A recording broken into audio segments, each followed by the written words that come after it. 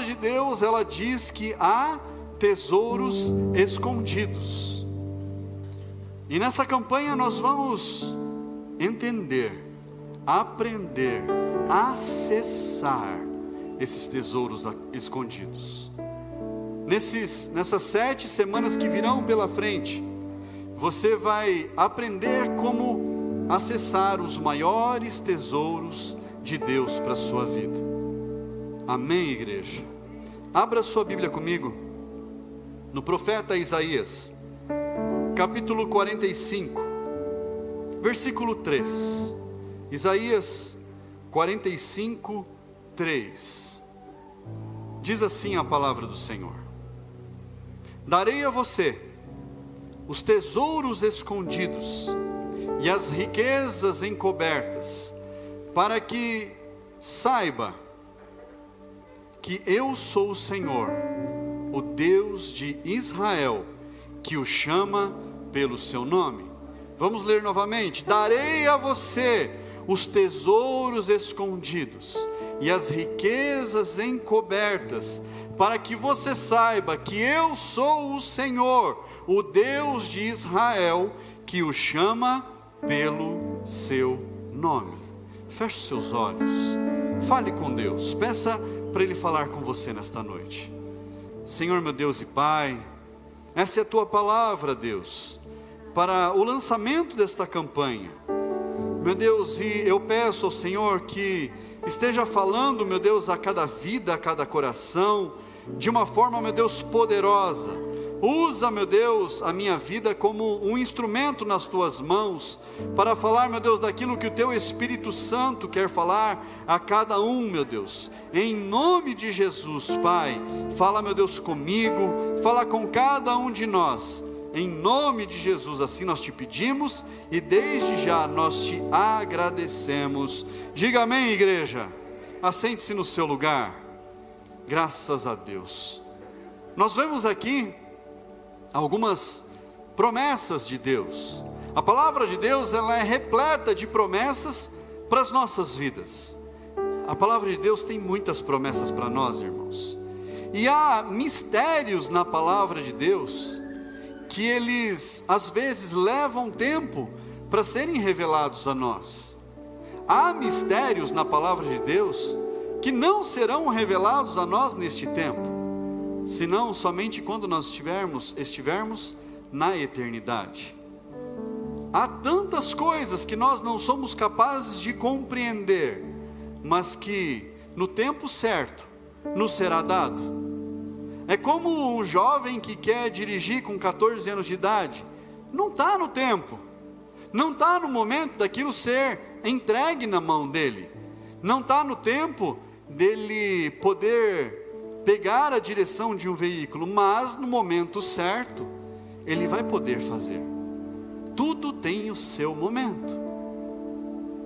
E quando nós lemos a palavra de Deus, a gente, por muitas vezes, acaba passando por cima de muito texto. Isso é comum, não é algo extraordinário, não é algo incomum, raro. Isso é muito mais comum do que a gente pensa. O meu bisavô, ele tinha lido a Bíblia de capa a capa mais de 40 vezes. E ele falava assim: olha, cada vez que eu leio, eu aprendo que eu não sei nada. Olha que maravilhoso isso. E nós precisamos aprender a cada dia da palavra. Nós precisamos a cada dia aprender do Senhor.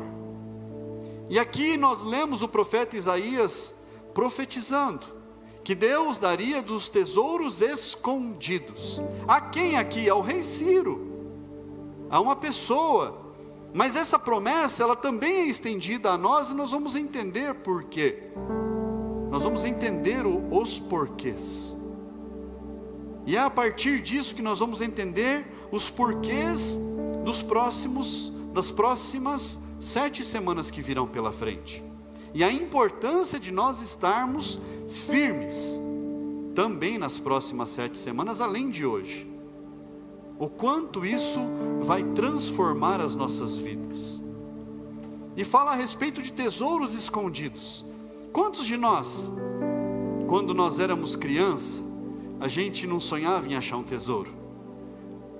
Não é assim, irmãos? Quantos? Você, levanta a mão. Quem já sonhou em achar um tesouro no quintal? Em algum lugar, fala assim, meu Deus, um dia eu vou tropeçar e eu vou achar uma lâmpada mágica com um gênio dentro. E eu vou fazer 3 pedidos maravilhosos. Eu vou pedir muito doce, e depois eu vou pedir muito doce, e depois eu vou pedir mais doce ainda. Às vezes a gente, na nossa mente de criança, a gente sonhava tantas coisas. E quantos de nós brincamos de caça ao tesouro? É algo tão gostoso, algo maravilhoso que as crianças brincam. Eu lembro de brincar de caça ao tesouro por tudo quanto é lugar. Eu ia com os meus primos, a gente procurava tesouro, achando, pensando que a gente encontraria algo valioso. Nunca encontramos nada valioso, mas a brincadeira valeu a pena. Na piscina, joga as coisas para ficar no fundo da piscina, caça ao tesouro, vamos ver quem acha primeiro o tesouro escondido. Tão gostoso, irmãos. Mas olha isso, quando Deus fala a respeito de entregar os tesouros escondidos, está falando de uma alegria que nós receberemos assim que nós encontrarmos esses tesouros. E quando a palavra de Deus ela se revela a nós, é como um novo tesouro que nós encontramos, é algo valioso que nós achamos, e isso provoca em nós uma grande alegria. Você vê que não é um dinheiro que você acha no meio de um livro, não é um recado, uma cartinha de alguém que te mandou uma carta. Esses dias eu estava folheando a Bíblia e eu tinha guardado a cartinha da Maria Eduarda, da Duda, que ela me deu dias depois do meu aniversário. Depois dela me dar uns dias depois, pastor, o senhor leu? Eu falei, eu li. O senhor gostou? É claro que eu gostei. O senhor vai guardar? Eu vou guardar. Olha que gostoso, irmãos. E eu guardo essas coisas. E isso é tão gostoso quando lá na frente você vai ler, você vai ver. Imagina o dia que essas crianças estiverem crescidas e eu chamar uma delas e falar assim, ó, lembra disso aqui que você me deu? Olha que gostoso. É um tesouro escondido. E os tesouros escondidos, quando eles são revelados a nós, eles trazem essa alegria. Mas irmãos, na antiguidade, para nós entendermos o contexto bíblico, na antiguidade era costume, era hábito que se escondessem as coisas valiosas. As coisas valiosas elas ficavam escondidas, por quê? Para ninguém pegar, para ninguém achar. Então era um costume, e por isso essa linguagem, que Deus entregará os tesouros escondidos, que Deus dará a revelação de onde estiver. Para você ter um exemplo disso, em Jeremias houve uma conspiração para matar um determinado povo. Abra lá, Jeremias capítulo 41, só para servir de exemplo. 41 no versículo 8. Mas houve 10 homens entre eles que disseram a Ismael, não nos mate, porque temos trigo, cevada, azeite e mel escondidos no campo. Porque se aqueles homens fossem mortos, como é que eles encontrariam essas coisas valiosas? Não nos matem, porque temos trigo, cevada, azeite e mel escondidos no campo. Por isso ele desistiu e não os matou, como havia feito com os outros. E aqueles 10 homens ficaram vivos, porque eles tinham escondido tesouros. Aqueles homens, eles tiveram a vida preservada, porque eles esconderam alguns tesouros. E o tesouro escondido livrou eles da morte. Olha que maravilhoso isso. Olha que valioso isso. E eu me lembro de uma história. Quantos aqui já ouviram falar do pulo do gato? Tem uma historinha do pulo do gato, porque o pulo do gato é algo que o gato sabe fazer. E diz a história, a fábula, que um cachorro, numa determinada casa, tentou atacar o gato, e o gato deu um pulo. E toda vez que o cachorro tentava atacar o gato dava um pulo diferente. E aí o cachorro ficou pensando, é uma fábula, falou: eu vou fazer amizade com esse gato, eu vou aprender tudo que esse gato sabe, eu vou aprender todos os jeitos que ele dá pulo, e na hora que eu souber tudo, eu vou pegar ele, porque eu vou estar preparado, eu vou saber todos os pulos dele, eu vou saber tudo que ele faz, todas as reações dele, eu vou pegar esse gato. E começou a fazer amizade, se aproximar do gato, não atacou mais, e foi conversando com o gato, falou: gato, eu admiro você, eu te admiro, olha a conversa fiada. O lobo vem assim normalmente com as ovelhas, né? Eu te admiro, como é que você faz tal coisa? Que técnica que você usa? E o gato foi ensinando: olha, quando vem um cachorro e tenta me atacar assim, eu faço desse jeito. Quando o ataque vem desse jeito, eu faço assado. E quando o ataque vem dessa forma, eu faço assim.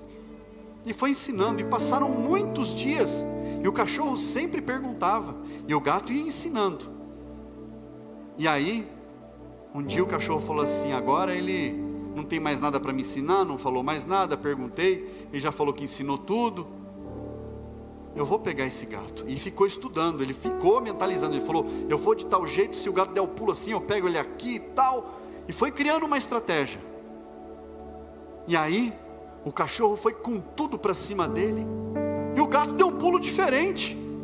Ele falou: gato, você não me ensinou isso daí? Ele falou: esse aqui é o pulo do gato, esse aqui eu guardo para mim, e se você tentar me atacar de outra forma, eu vou ter outro pulo do gato para dar. Olha o segredo escondido. O segredo escondido, ele preserva a vida. Olha que interessante isso. Mas nós estamos falando de segredos escondidos que serão entregues. Eu disse no começo, há segredos de Deus que são mistérios para nós e que não serão revelados nessa vida. Mas há segredos que foram feitos para serem revelados, cada um ao seu tempo, para que a gente possa ser edificado, cada um ao seu tempo, para que a gente possa crescer, cada um no seu devido momento, para que a gente possa melhorar, sendo cristãos, melhorar como pai e mãe, melhorar como filho, melhorar como um trabalhador, melhorar na sociedade, ser exemplo por onde nós vamos. E tudo vem ao seu tempo. E olha que interessante, nós precisamos encontrar esses tesouros escondidos na Bíblia. E a palavra de Deus, ela é repleta desses tesouros. As promessas de Deus já são tesouros para nós. Mas quando nós encontramos um tesouro desse, como esses vários que serão ministrados nas próximas 7 semanas, nós somos muito edificados, nós somos muito abençoados. Em Efésios, capítulo 4, abra a sua Bíblia. Efésios capítulo 4.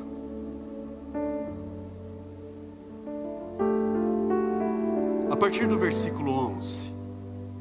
Eu vou ler o texto todo do contexto para você compreender tudo o que nós vamos falar. Efésios 4, a partir do versículo 11, diz assim: E Ele mesmo concedeu uns para apóstolos, outros para profetas, outros para evangelistas e outros para pastores e mestres, com vistas ao aperfeiçoamento dos santos, para o desempenho do seu serviço para a edificação do corpo de Cristo, até que todos, presta atenção nessa parte, até que todos cheguemos à unidade da fé e do pleno conhecimento do Filho de Deus, ao estado de pessoa madura, à medida da estatura da plenitude de Cristo. Algumas versões falam à medida de varão perfeito, não é isso? Talvez na sua versão esteja assim.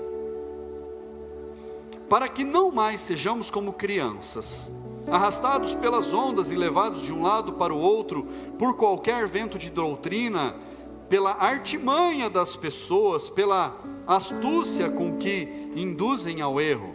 Mas, seguindo a verdade em amor, cresçamos em tudo naquele que é a cabeça, Cristo, de quem todo o corpo bem ajustado e consolidado pelo auxílio de todas as juntas, segundo a justa cooperação de cada parte, efetua o seu próprio crescimento para a edificação de si mesmo em amor.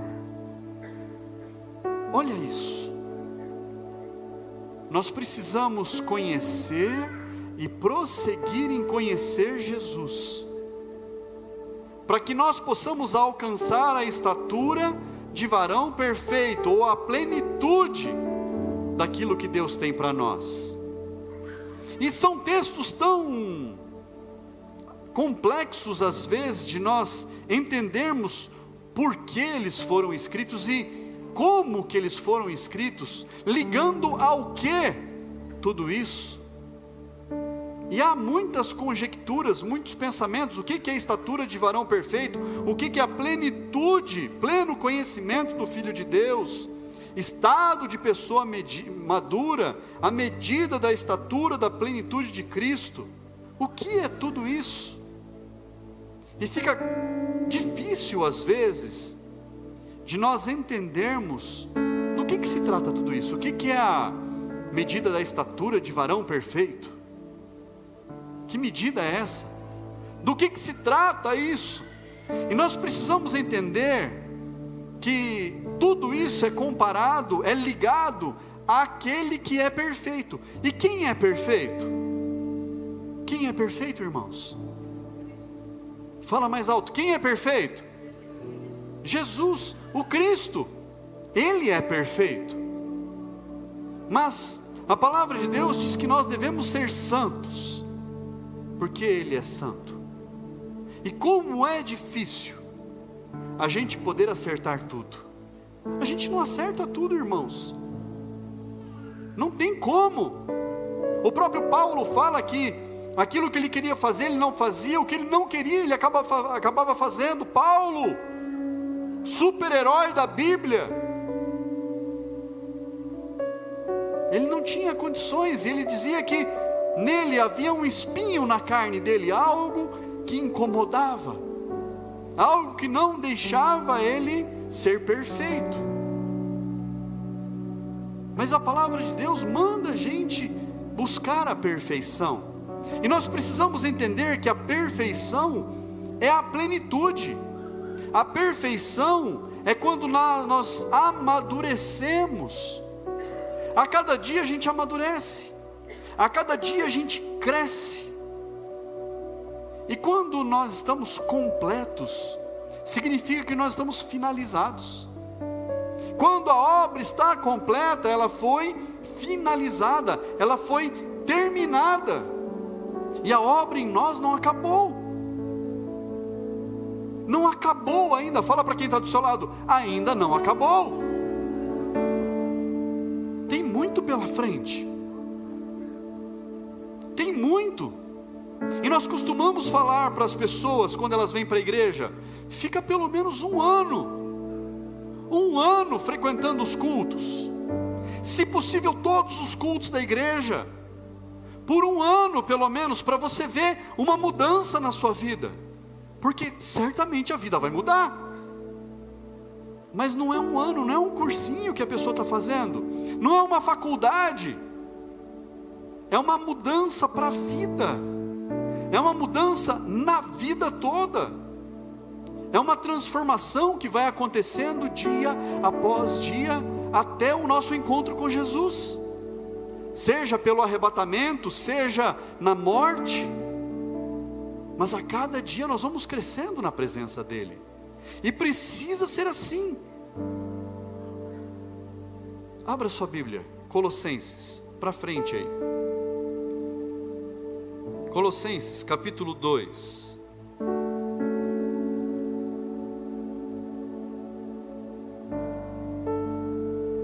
olha só, vamos entender a respeito desse tesouro. Onde é que estão escondidos esses tesouros? Capítulo 2, versículo 2. Faço isto, para que o coração deles seja consolado, e para que eles, vinculados em amor, tenham toda a riqueza da plena convicção do entendimento, para conhecimento do mistério de Deus, que é Cristo. O mistério de Deus é Cristo. Versículo 3: em quem estão ocultos todos os tesouros da sabedoria e do conhecimento. Opa, a gente aí começa a ligar uma coisa a outra. Onde é que está tudo? Está em Cristo, perfeito, em Cristo, completo, em Cristo, pleno, finalizado, concretizado, concluído em Cristo. E no versículo 3, em quem estão ocultos todos os tesouros da sabedoria e do conhecimento. Está em quem, irmãos? Em quem? Onde é que estão os tesouros escondidos? Em Cristo. Então, se eu passo a conhecer Cristo, eu começo a encontrar tesouros. Isso. Se eu conheço mais Jesus, Deus vai revelando os tesouros para mim. Isso. Mas vamos entender todas essas conexões. Onde é que está tudo isso? Apocalipse capítulo 3, versículo 1. Apocalipse capítulo 3, versículo 1. Diz assim: ao anjo da igreja em Sardes escreva: estas coisas diz aquele que tem os 7 Espíritos de Deus e as 7 estrelas. Só até aí. Estas coisas diz aquele que tem os 7 Espíritos de Deus e as 7 estrelas. Quem está falando? Jesus está falando. E Jesus está falando: quem diz estas coisas sou eu, que tenho os 7 Espíritos de Deus. E o nome dessa campanha é Tesouros Escondidos, os 7 Espíritos de Deus. Talvez você já tenha estudado a respeito disso. Talvez você já tenha lido a respeito disso. Espera aí, pastor, não é o Espírito Santo? Que 7 Espíritos são esses? Oh, Jesus! Nós vamos descobrir tanta coisa pela frente. A gente vai ver tanta coisa maravilhosa pela frente. Nós vamos ver tantos mistérios de Deus pela frente. Você não pode perder. Porque Deus vai se revelar a você de uma forma ainda maior. Aleluia. Mais à frente, capítulo 4,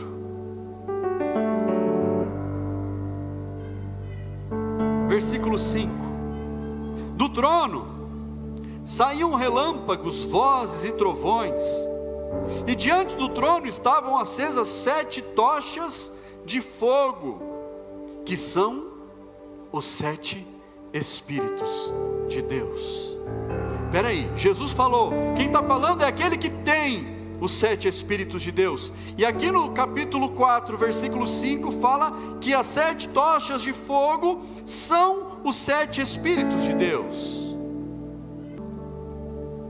Capítulo 5, versículo 6. Então vi no meio do trono e dos 4 seres viventes, e entre os anciãos em pé, um cordeiro, que parecia que tinha sido morto. Ele tinha 7 chifres, bem como 7 olhos, que são os 7 Espíritos de Deus, enviados por toda a terra. Oh meu Deus! Nós precisamos entender e conhecer mais. Quando nós conhecemos mais, nós vamos crescendo. E quanto mais nós vamos conhecendo a respeito de Cristo, nós vamos chegando à plenitude. E o número 7 na Bíblia, o número 7, irmãos, quando ele é apresentado na palavra de Deus, e ele é apresentado na palavra de Deus por 368 vezes, não é versículo 7 não, é o 7 se referindo a algo. O 7 ele simboliza plenitude, o 7 simboliza completo, o 7 simboliza e significa perfeito. Perfeito quer dizer feito até o fim, feito até ser finalizado. É por isso que nós não somos perfeitos, nós ainda estamos sendo feitos. Perfeito é completo, perfeito é terminado. Então, e a palavra de Deus diz que o número do homem é 6, quase 7, está chegando lá. É 6, não é 7 ainda, porque falta ainda, falta conhecermos Jesus, para que a obra seja completa. E Jesus na cruz do Calvário disse: Senhor, Pai, está finalizado, acabou, está finalizado, a obra estava ali perfeita, completa. Quando é que nós vamos nos tornar perfeitos, irmãos? Se nós estamos em construção por toda a vida, é quando não houver mais vida, aí a obra vai estar concluída na nossa vida. Quando a vida cessar em nós, a obra estará completa. Mas até lá, todo dia é dia da gente crescer, todo dia é dia da gente aprender, todo dia é dia da gente buscar os segredos revelados, irmãos. Coloca na tela para mim aquela imagem que eu mandei para você, Bia, do candelabro. Apaga as luzes centrais aí para todo mundo poder ver. Olha isso: castiçal, menorá, candelabro. Perceba, ele tem 7 lugares para acender, 7 lâmpadas, mas em cada lugar ali, em cada haste, tem 3 folhas de amendoeira, que são aqueles 3 detalhes. Irmãos, o candelabro, pode acender, Bia, o candelabro que Deus deixou para nós, ele é uma grande revelação de muitos mistérios. Nós vamos falar apenas do topo, da parte de cima, nessas 7 semanas que virão, apenas do topo, mas o restante vai ser aprendido na escola de águias. Numa dessas semanas pela frente vai ser uma aula só a respeito do candelabro, toda a estrutura dele, o que cada parte significa. Mas nós vamos falar de algo muito importante: aquelas 7 lâmpadas, aqueles 7 candeeiros, aquelas 7 pontas, é que serão reveladas a nós. Esse castiçal, a menorá. E você vai entender por que é tão importante nós prosseguirmos em conhecer o Senhor. Quantos querem conhecer mais a Jesus? Fala mais forte. Quantos querem conhecer mais a Jesus? A sua vida vai ser transformada, o seu patamar será elevado, você vai crescer como homem, você vai crescer como mulher, você vai crescer como filho, como pai, como mãe, você vai crescer por onde você for, o Senhor te fará crescer.